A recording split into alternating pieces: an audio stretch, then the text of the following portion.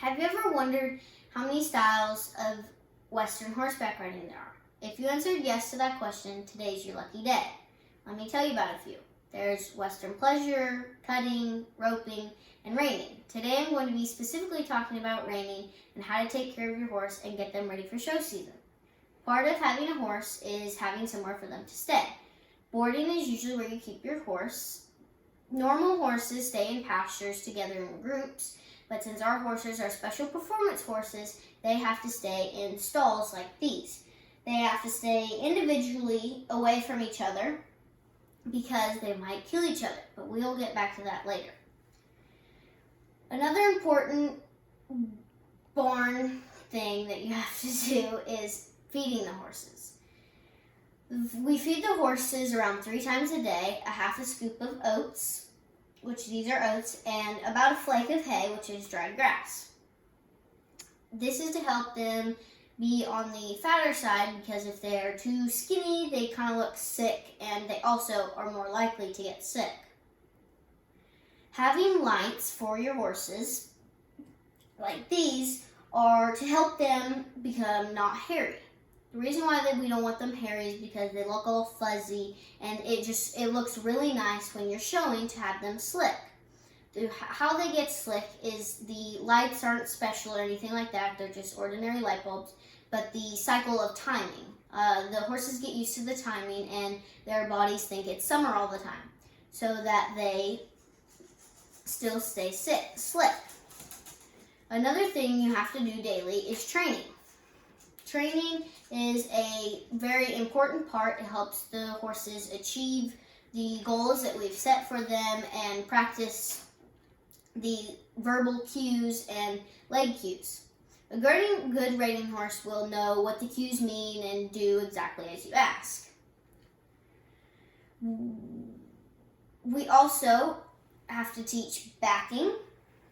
This is a backing. If you can see, the heels are out and the horse is backing up. That's an indicator that they should back up. Now, this is about the same thing, but it's more advanced. It's called sliding. Sliding is where they run really fast and then they dip their butt and their feet slide almost like they're sitting on their butt and their front feet keep moving. This is a very hard thing to do, not only for the horses but for the rider as well. As you can see here, the horse has its butt on the ground and his feet are still moving. This is also caused by shoeing. Shoeing is another important thing you have to do. They have to have special plates in order to slide like that. And if we didn't have the special plates, reining wouldn't exist. This is while they're taking the shoe off, and the shoes are made of steel, so you might be asking, well, why do you have to take them off? Well, the horse's feet grow, they won't stop growing. So you do have to trim them. However, the shoe loses its shape. So you do have to take it off, and if it loses its shape, it can hurt the horse and it won't perform as planned.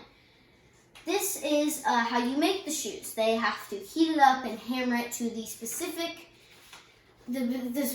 horse hoof, because no two horses are the same. This is what they do afterwards. They usually stick it in water to cool it off, and then they will nail it into the foot. You can see the nails here. You might be asking as well, can't they feel you're nailing into their foot? No, they can't. They only have nerves about 2 to 3 inches on the top of their foot. Their foot is longer than that when you put the shoe on, so it doesn't hurt. They just feel pressure. The shoes also hang off a little bit at the end of the shoe to help them balance when they're going on their butt. It's like slipping on the floor with socks on. If you had something behind you, you wouldn't slip. It's the same thing for horses. This is also why they can't be in pastures together. If they got mad at another horse and kicked somebody, it would not turn out good because they're like knives almost if you kick a horse. And a horse kicks very hard. Second is, when you go to shows, you have to pack, right? You gotta have all your tack and all that stuff. And what I mean by tack is your saddles and the head stall and water buckets and all the things that you'll need. The reason why you need so many things is because reining shows are usually about a week long. The Horse trailer usually typically looks like this. This is the inside of the horse trailer where the horses go, and they're usually hold up to 6 horses, not that many. But they'll go in there usually in the mornings. You will arrive at your destination, and you usually don't unload the horses right away because you do have to prepare the stalls. You have to put shavings and also check for any nails or anything like that poking out, because imagine driving all the way to where you're going and then your horse gets hurt and can't go anywhere. You also have been paid for the stall and all of that, so that's kind of pointless. So you have to take extra precautions. You have to, and then we'll take out all the tack stuff and everything, and we set it up for the week. Then we go and we have a few days to make sure the horses are going to perform well. And then when it's your turn, you will go up into the arena and you will show. A typical show pattern is a typical pattern is like this. You have the start in the middle and the left spin and right spin and the sliding stop, as we talked about. There's a lot of different things, and this is just one of the patterns of many that you can choose from. This is a typical arena, and it is very big for a reason. You do definitely need a lot of space for when you're competing, because you don't want everything to be in a tiny little glass bottle.